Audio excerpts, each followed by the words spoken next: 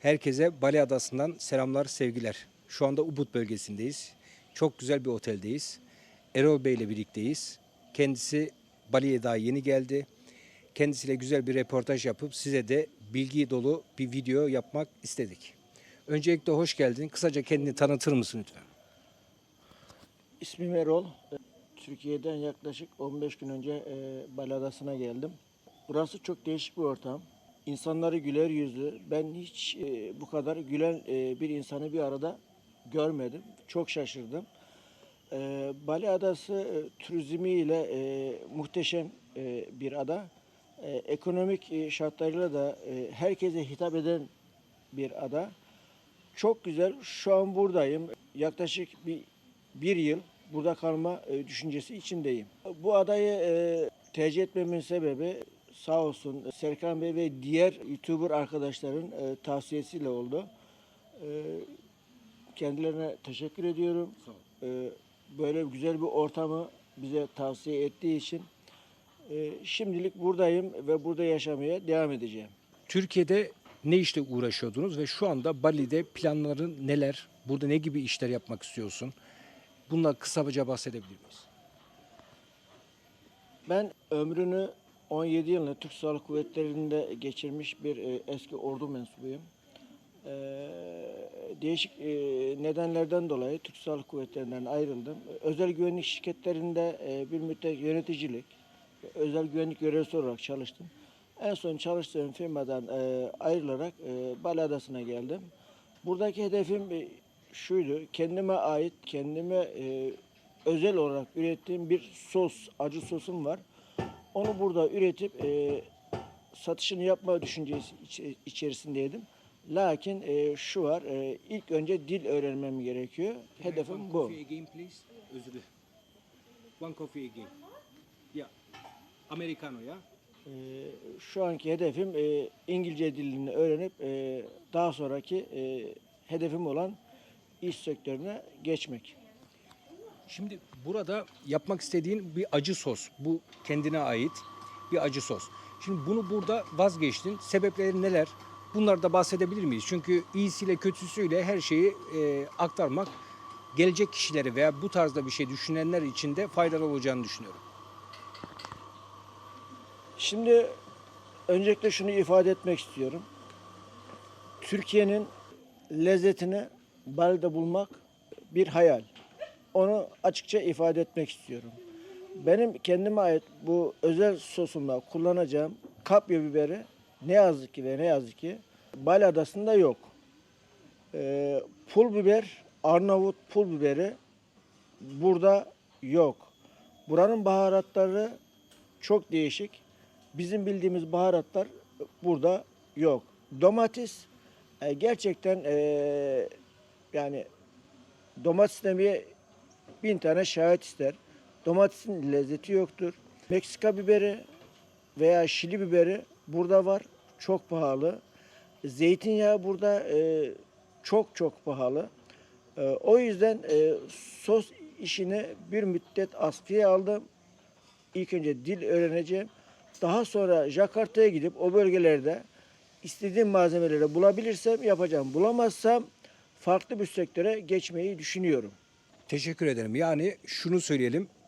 Burada baharatları bulamadığı için ve istediği malzemeleri bulamadığı için aslında kafasında kurduğu o sosu burada yapamayacak. Şimdi burada peki farklı bir sektörde ne gibi sektörde düşünebilirsin? Aklında bir şey var mı? Burada gördüğün kadarıyla bunlarla ilgili düşünceni alabilir miyiz? Tabii şu an kafamda hayalimdeki iş olmayınca farklı bir sektöre geçme düşüncesi içerisinde değilim.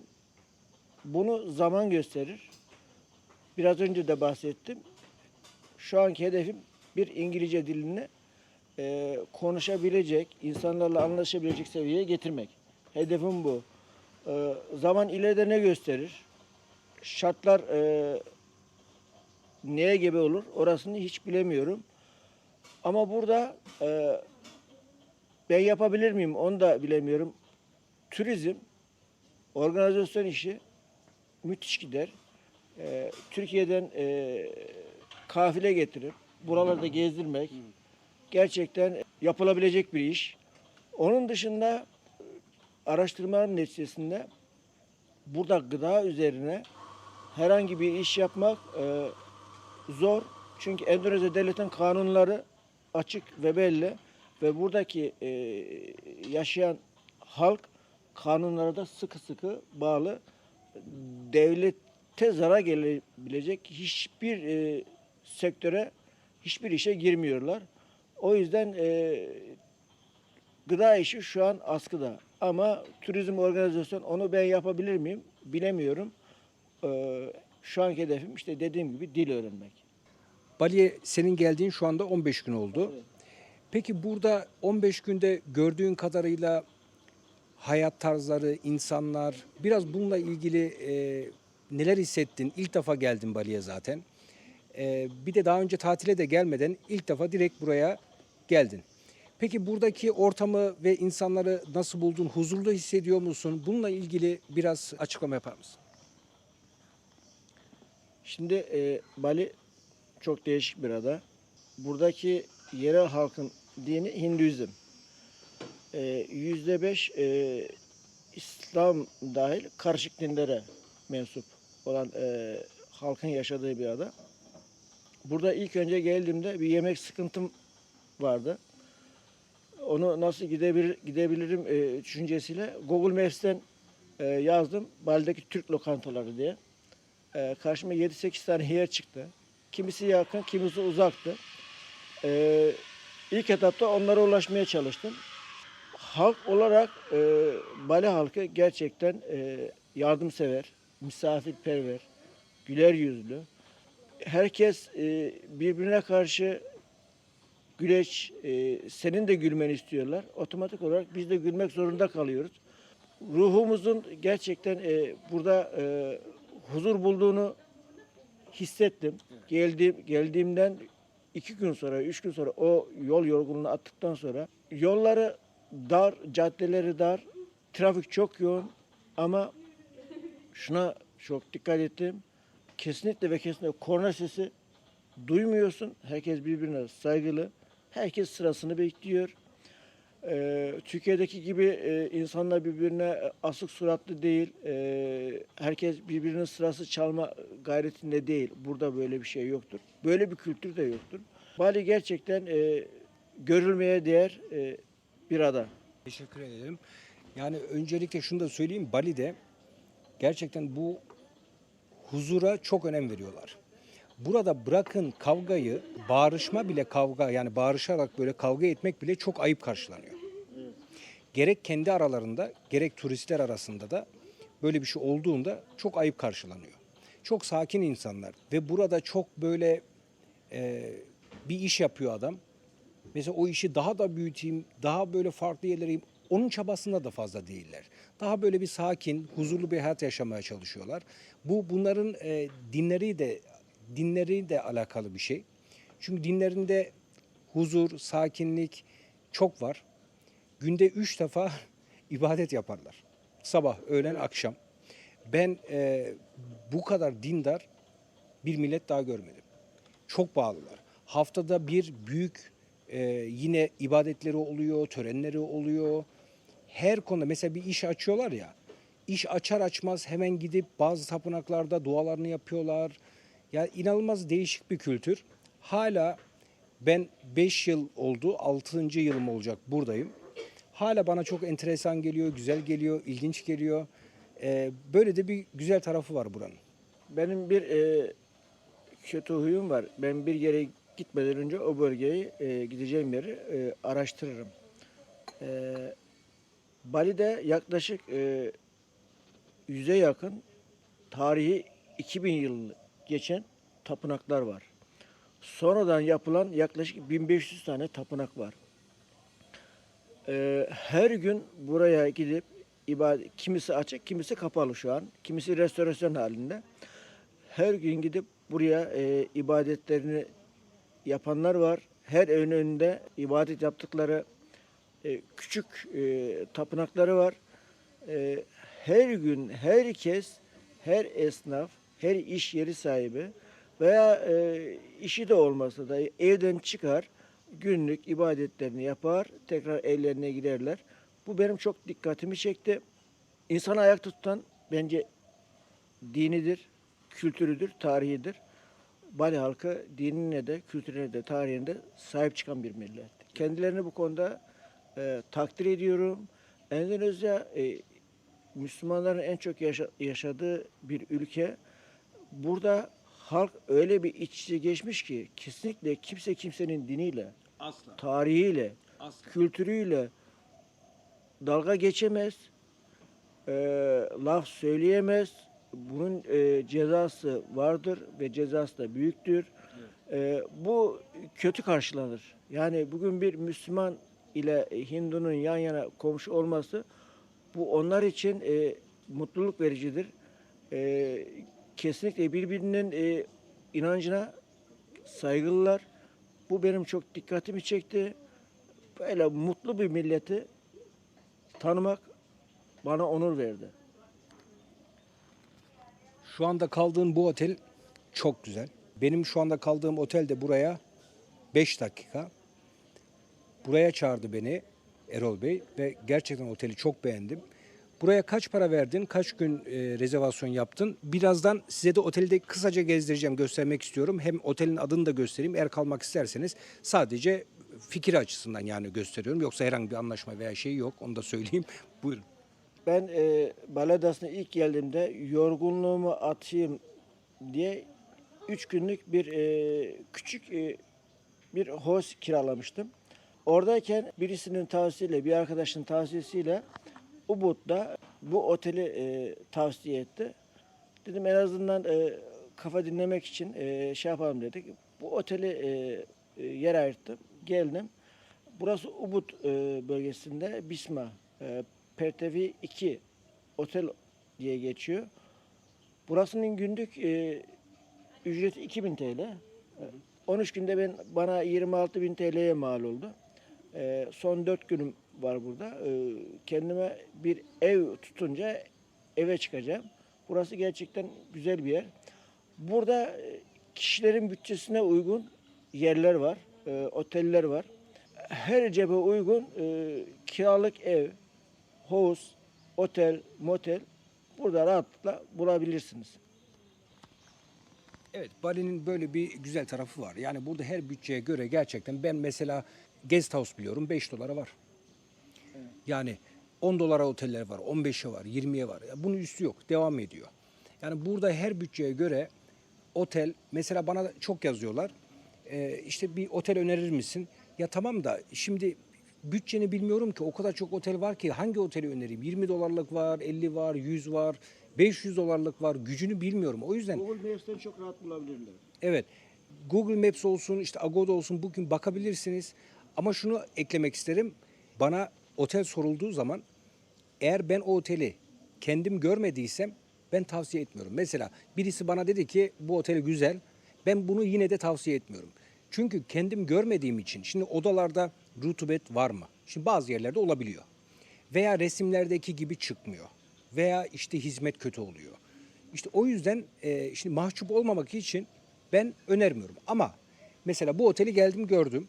Gerçekten güzel, düzgün, harika bir otel. Ha, bundan sonra soran olursa bu oteli söyleyebilirim. Hizmet 10 numara. Yani Bodrum'a da gittim. Ya ben böyle bir hizmeti yani orada görmedim. Günlük temizlik, günlük çarşaf değişiyor. Sabah kahvaltısı veriyor. Artık gitmek istediğimiz yere mobilet, istersen araba. Onun dışında akşamları bazen istersen ücretsiz yemek veriyor. Genelde Ubud bölgesi gece hayatıyla bilinen bir bölge. Turistler genelde hep akşamları dışarıda oldukları için otellerde genelde yatmaya geliyorlar. Bazen soruyorlar akşam yemeği yemek ister misin diye. Güleç yüzlü. Ben hayret ettim yani hayran kaldım. Böyle temiz ve düzgün bir otele denk geleceğime inanmıyordum. Çok şaşırdım. Tabii gece hayatı derken burada disco bar yok. Daha çok böyle barlar tarzında var, küçük. İşte oturup orada bir şeyler içebiliyorsun. Alkollü, alkolsüz böyle yerler var. Bir sürü burada kafeler var. İnsanlar dışarıda çok geziyor. Bir de Ubud son dönemde çok gelişti. Çok güzel dükkanlar açıldı. Çok güzel. Ya Ubud var ya, bakın Ubud'a üst seviye 2 tane diskotek açılsın buraya. Artık bundan sonra göreceksiniz. İleriki şeylerde görürsünüz zamanda. Kuta'nın, yok Canggu'nun adı bile geçmeyecek. Çünkü burası inanılmaz güzel oldu. Sadece disko yok. Böyle gece 2-3'e kadar veya sabaha kadar açık olan diskolar yok. 2 tane öyle bir yer açılsın buraya. Artık var ya, merkezden ziyade buralar olacak. Buna çok ama çok eminim. Abi müsaadenle 2 dakika ben hemen şöyle bir oteli göstereyim izleyicilere. Tamam. Hemen geliyorum. Burada 2 tane havuz var. Buranın da böyle bir barı var. Biz masamızı böyle kurduk. Çok güzel, doğanın içinde. Yukarıda bir havuz daha var. Oraları da göstereceğim. Burada bu şekilde bungalov villalar var. Çok büyük bir araziye kurulmuş. Yani ben bu kadar büyük bir otel olduğunu bilmiyordum. Buraya geldikten sonra yukarıdan başlıyor. Oraya kadar gideceğim zaten. Göstereceğim sizlere. Böyle farklı odalar var. Karşılıklı. Çok bakımlı, güzel. Devam edelim.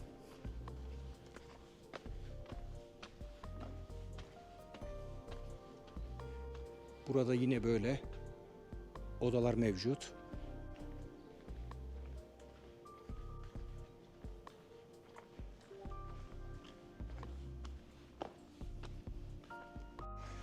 Burası ön tarafta devam ediyor. Sıralı bir şekilde böyle burada da odalar bulunuyor.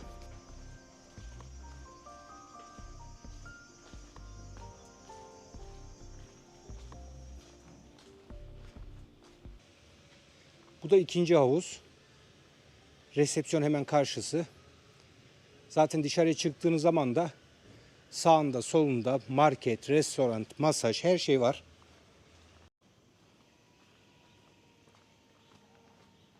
Burası da ön tarafı, pardon arka tarafı. Çok güzel, böyle palmiye ağaçlarının altında. Burada spa da var, masaj da yaptırabiliyorsunuz.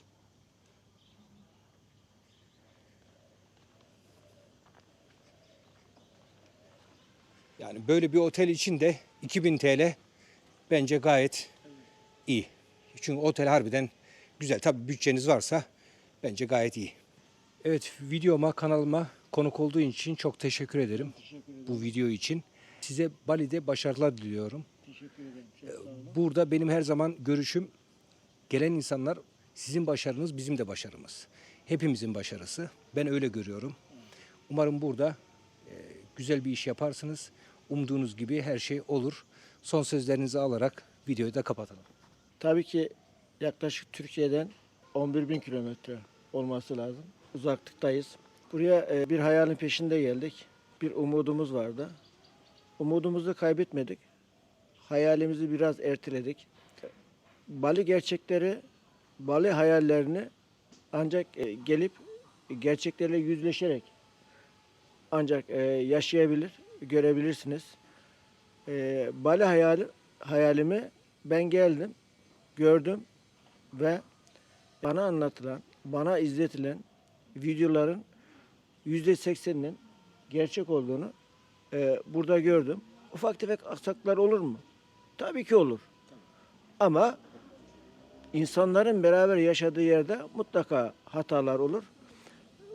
Burada ben hataların en aza indirgediğini gördüm. O yüzden şimdilik buradayız, yaşıyoruz. Gelip görmenizi mutlaka isterim.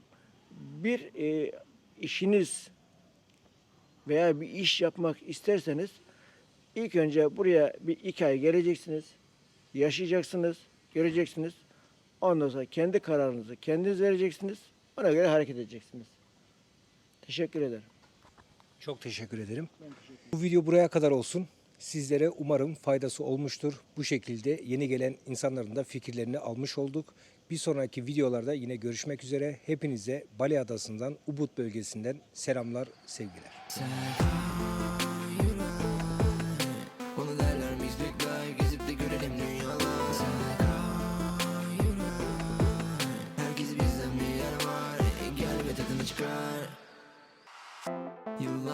Beni yollara koydu, ben tamamladım, durdum gel. Yok yok bize hiç engel. Yol arkadaşım olsan ki zaten böyle güzel her şey.